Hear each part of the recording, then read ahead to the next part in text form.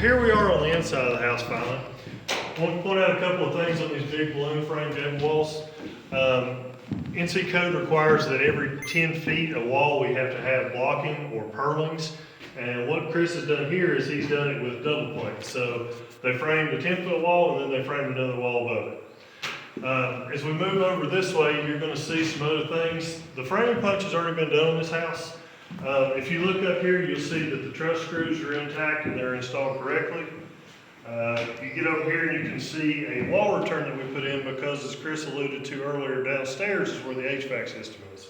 So he had to come in here and put a wall return in, and then he'll have to come back in and frame a top and a side so that he can sheetrock wrap it and that'll be hidden permanently.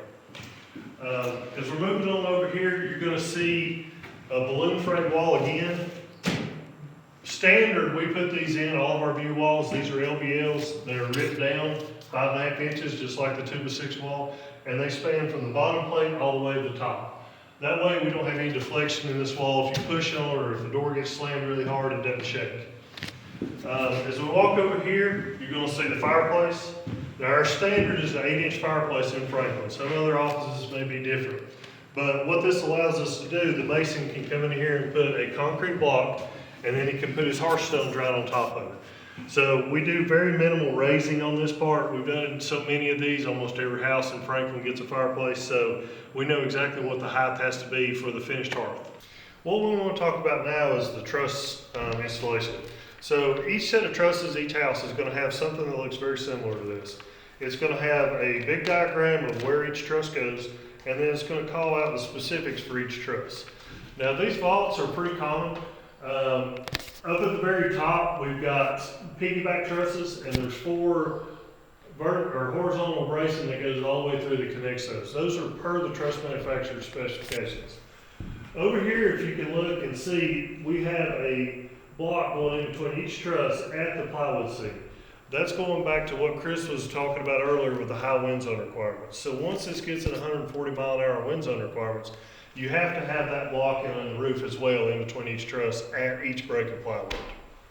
So we made it into the master bedroom now. One thing I want to point out here, we've had the wall bracing installed on every break of plywood too. That's another high wind zone requirement in the 140.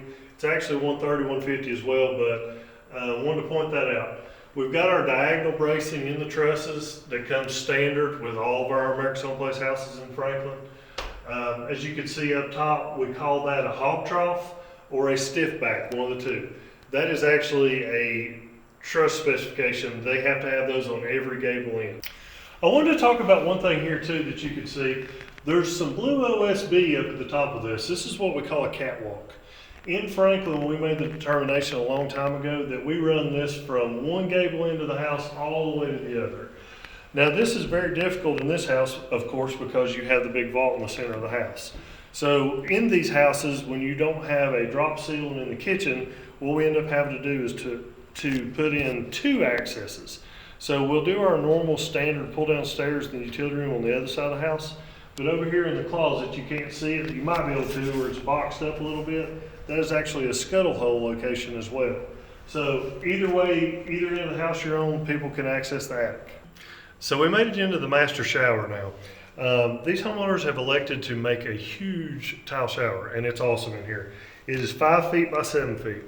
They have put their valves on the side where they can reach from the door coming in, and then they put their shower head on the opposite side of the wall. So what that allows them to do is get the water nice heated and warm before they get in, and it's still shooting the way they want it coming back at them. So we made it back to bedroom 2 now. We're on the opposite side of the house. These homeowners had to customize this house. So Chris mentioned earlier that they've shrinking the depth of it. So instead of 41 feet on normal Pleasantview, we're now 29'6". With that comes its own complications. When you remember when Chris was outside, he was talking about the septic field. One of the complications is from a 3-bedroom to a 2-bedroom is an additional field line. So when they went to evaluate everything for the septic system down there, they only could fit enough room in for 2 fill lines. And that made this have to be a 2-bedroom. So the homeowners have taken complete advantage of this. They've got big, huge bedrooms. You got 2 tile showers, a lot of amenities that normal people wouldn't have in this Pleasantview model. One other thing I'd like to point out while we're here, if you can look straight up, we've got a vent stack. A lot of builders might just put those in wherever they want to. We always try to put those on the back of the house to really help with the curb appeal and make sure nobody sees it as they drive up. So we made it out here to this nice, huge open porch. It's got a great view of the lake. Want to point out a couple things out here. We've got our approved railing up to make sure that nobody falls through where the new stairs will go once the carport is done below. A couple things up top I wanted to point out.